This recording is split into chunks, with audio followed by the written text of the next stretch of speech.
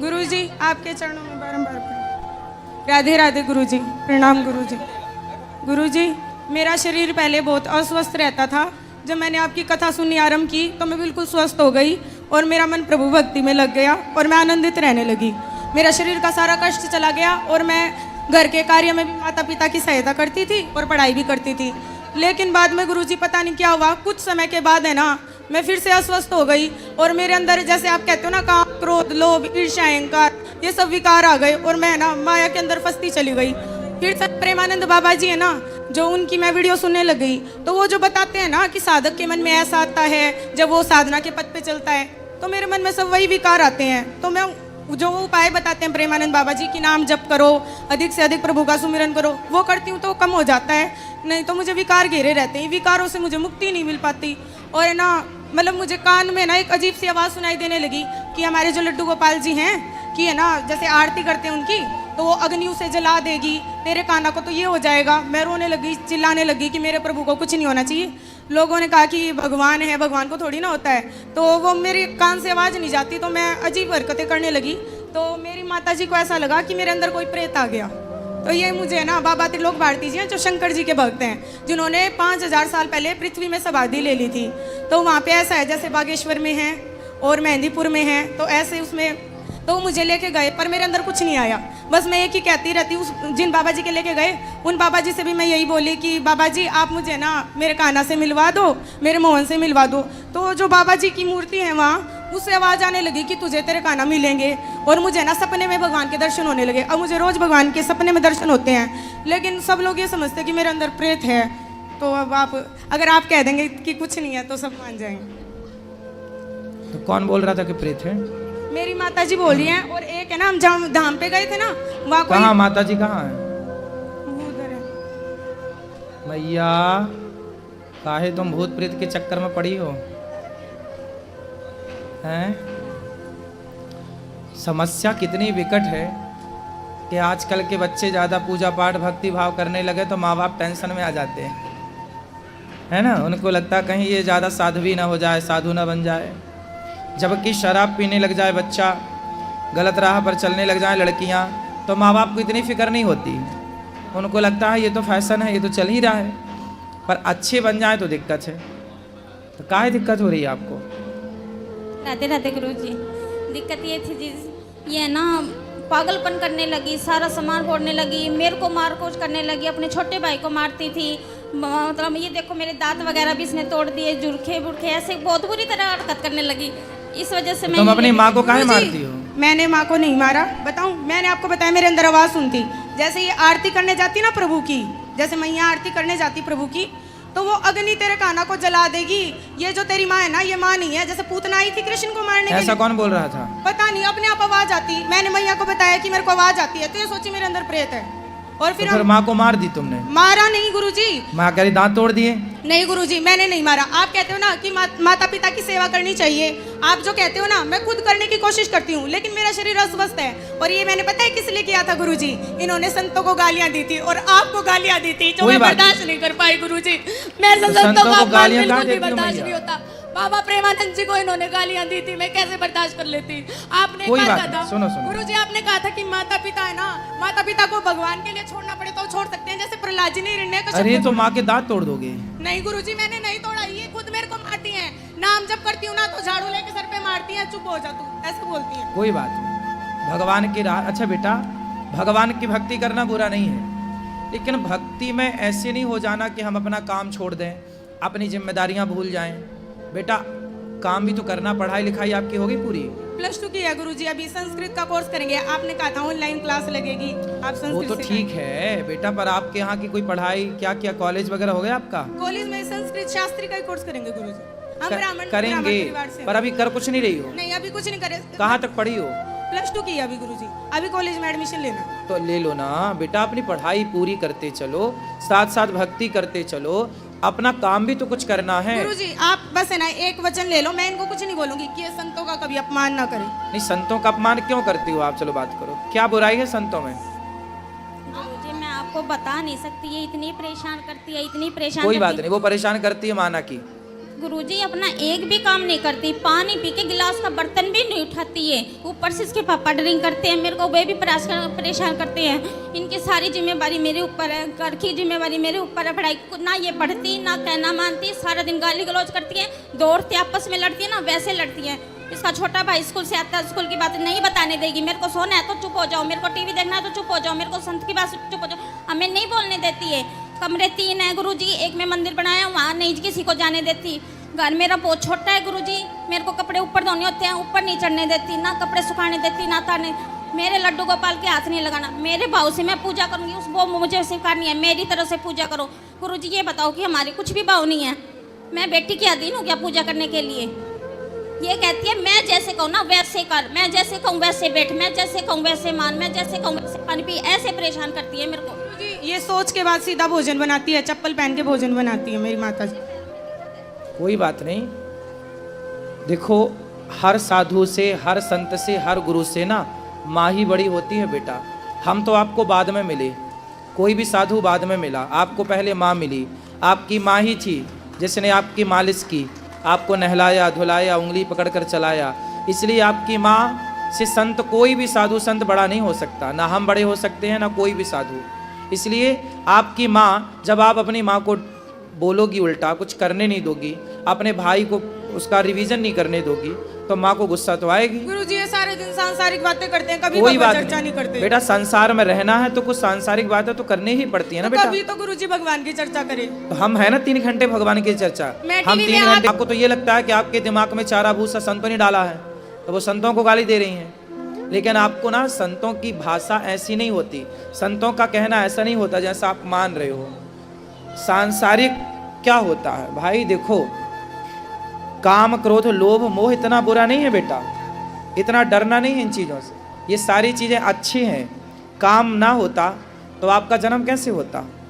क्रोध ना होता तो ये बच्चों को डांटता कौन? व्यवस्थाएं कैसे होती? लोभ ना होता तो फिर कोई काम ही क्यों करता? क्यों फिर कोई पैसा कमा, कैसे फिर देश की अर्थव्यवस्था चलती? तो लोभ, काम क्रोध लोभ। मोह ना होता, गाय अपने बछड़े को चाटे ना, उसे प्यार ना करे, उससे दूध ना पिलाए तो बछड़ा मर जाएगा। तो गाय को बच्चा पैदा करती एक मोह जागता है, जैसे माँ को बच्चा पैदा होती उसको एक मोह जाग जाता है कि मेरा है। और यदि वो मोह ना जागे तो कोई माँ छाती से क्यों लगाएगी बच्चे को, क्यों दूध पिलाएगी? वो मोह ईश्वर की एक व्यवस्था है, बुरा नहीं है। संसार में उनकी परिभाषा हम कथा में समझाते हैं। मोह हो कैसा हो, गुड मोह तो हो, बैड मोह ना हो, अच्छा मोह तो हो, बुरा मोह। संसार से मोह ना हो, पर जिम्मेदारियां जो हैं वो तो पूरी करनी है ना बेटा। गुरुजी मैं आपसे बारंबार क्षमा चाहती हूँ, क्योंकि मेरी वजह से आपको अपमानित ना, हमें कोई दिक्कत नहीं मैं बेटा, आपसे बारंबार हमें सम्मान अपमान की कोई चाह नहीं है, हमें कोई दिक्कत नहीं है। बस आपकी माँ खुश हो ऐसा काम करो, आपकी माँ ही आपके लिए गलत काम सबसे मैंने बड़ी। की और सुनना आपको पड़ा मेरी वजह से। कोई बात है, हमें कहाँ कुछ सुनना पड़ता है, गुरुजी हमें- बोलते तो आपको ही है ना सब। कोई बात नहीं, चलता है, हम लोग पचा लेते हैं गुरुजी सब। मैं भी क्षमा मांगती हूँ, क्योंकि मेरे ये एक क्षमा मांगने की जरूरत ही नहीं है। मेरी आप ये विचारधारणा नहीं है सर। गुरुजी क्षमा करना। ये ऐसे कहती है सर्वप्रथम मैं हूँ, मैं आदि शक्ति हूँ, मैं कुछ भी हूँ, मेरे पैर पकड़, पड़ोस में गली में खड़ी होगी ये मेरे से पैर पकड़वाती है। गुरुजी ऐसा कुछ नहीं है, एक भगत है, मैं आपको बताती हूँ। वो भगत क्या है, वो जपता तो राधे राधे है, लेकिन वो है ना ऐसे तांत्रिक टाइप में है। कौन?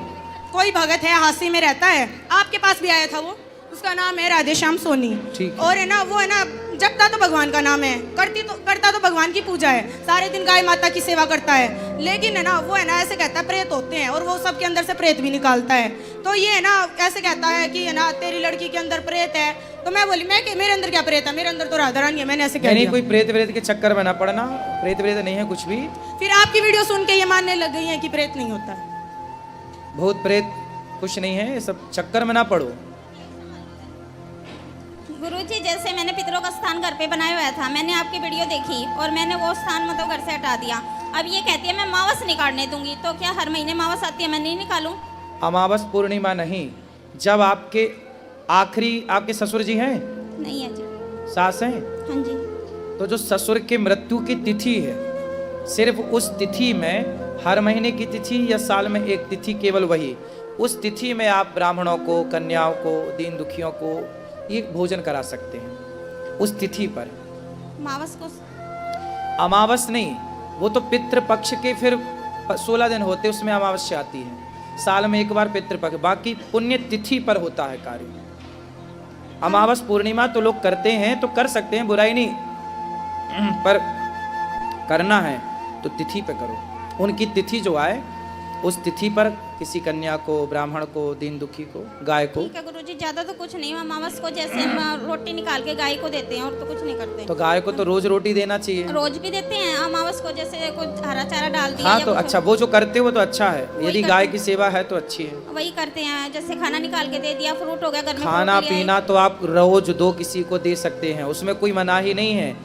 गाय है, साधु है, दीन है, दुखी है, सबको रोज दो, क्या दिक्कत है। ठीक है गुरुजी, धन्यवाद। इसको तो बहुत परेशान, बहुत ज्यादा परेशान। नहीं, वो परेशान नहीं करेगी और प्रेम से रहेगी। भक्ति का मतलब ये नहीं है बेटा कि हम काम छोड़ दें, भक्ति का ये बिल्कुल अर्थ नहीं है। यदि ये अर्थ होता तो अर्जुन युद्ध क्यों करते, माला लेके बैठ ना जाते। उनको तो कृष्ण मिल चुके थे, कृष्ण ही उनका रथ चला रहे थे। तो जिसको कृष्ण मिल चुके, रथ चला, उसको युद्ध करने की क्या जरूरत है। फिर भी कर्म, ये दास अनिरुद्ध क्या करता, सवेरे से शाम तक अपना कर्म, आपको कथा सुनाना, माताओं की सेवा करना, अन्न क्षेत्र बांटना, गायों की सेवा करना, ये कर्म ही तो है, कर्म ही भक्ति है। हम कर्म ना करें, बस माला लिए बैठे रहें, इससे ना आपका अच्छा, मैं आपको कथा ना सुनाऊं, मैं माताओं की सेवा ना करूं, मैं अन्न क्षेत्र की सेवा ना करूं, बस माला जपूं सीताराम श्रीमन नारायण श्रीमन, इससे माला जपने से मेरा तो कल्याण हो जाएगा, पर मैं जो समाज की सेवा कर रहा हूं, इसी बहाने आप सबको कथा सुनने के बाद, कथा के बाद आपके जीवन में जो भक्ति और प्रेम का दिया जल रहा है, इससे केवल मेरा उद्धार नहीं होगा, हम सबका कल्याण हो रहा है। तो यदि मैं अपना ही कल्याण करूं तो कोई बड़ी बात नहीं है, अपना कल्याण कर लेना बहुत बड़ा नहीं है, पर समाज की सेवा करना, समाज के साथ रह के अपने कार्यों को करते हुए ईश्वर को याद। हम कथा में क्या बोलते हैं, भक्ति क्या है। एक किसान था, मैंने आपको कथा सुनाई होगी, आपने सुनी होगी। एक नारद जी एक बार भगवान घर बना रहे थे, भगवान नारायण क्षीर सागर में। नारद जी बोले क्या कर रहे हैं प्रभु, बोले घर बना रहे हैं। किसका, अपने भक्त का। तो नारद जी बोले आप मेरी बना रहे होंगे क्योंकि मैं आपका सबसे बड़ा भगत हूँ। भगवान बोले तुम्हारा नहीं बना रहे हैं। बोले फलाने गांव में एक किसान है, उसका घर बना रहे हैं। अरे वो क्या मेरे से बड़ा भक्त है, बोले हाँ। अब नारद जी क्या करते हैं, दिन भर नारायण नारायण। नारद जी को लगा मेरे से बड़ा भक्त संसार में कोई हो नहीं, और बात भी सही, उनसे बड़ा कौन हो सकता है, पर भगवान बोले वो बड़ा है। तो नारद जी बोले मैं देख के आता हूँ। तो वो किसान था, खेत जोतता था, और जोतते जोतते जुताई करते हुए, और खेत में जब उसकी पत्नी आती, अरे आ गए, थोड़ा भोजन कर लो, आराम कर लो, तो वो अपना बैलों को छोड़ देता और आके बैठता पत्नी के साथ, और पत्नी के साथ बैठा बैठा बोलता, हे प्रभु आपकी दी हुई रोटी है, आपका दिया हुआ प्रसाद आप स्वीकार करिए, और ग्रहण कर लेता। हल चलाता हुआ, काम करता हुआ, हर थोड़ी देर में कभी बोल देता, हे श्रीमन नारायण हम आपके हैं। नारद जी बोले ये तो दिन में 25-50 बार आपका नाम लेता है, और मैं तो दिन भर नाम लेता हूँ। भगवान ने कटोरा दिया, बोलिए कटोरा लो, इसमें घी भरा है या दूध भरा है, पूरी पृथ्वी की परिक्रमा लगा के आओ, घी भरा है और एक बूंद भी टपकना नहीं चाहिए। नारद जी ने कटोरा हाथ में लिया, पूरी पृथ्वी की परिक्रमा लगाई और आए। भगवान ने बोला, भगवान ने कहा कि मेरा नाम कितनी बार लिया आपने, कितनी बार आपने मुझे याद किया। नारद जी बोले प्रभु पूरा ध्यान कटोरे के घी में था, कहीं गिर ना जाए, वो आपका नाम भूल गया।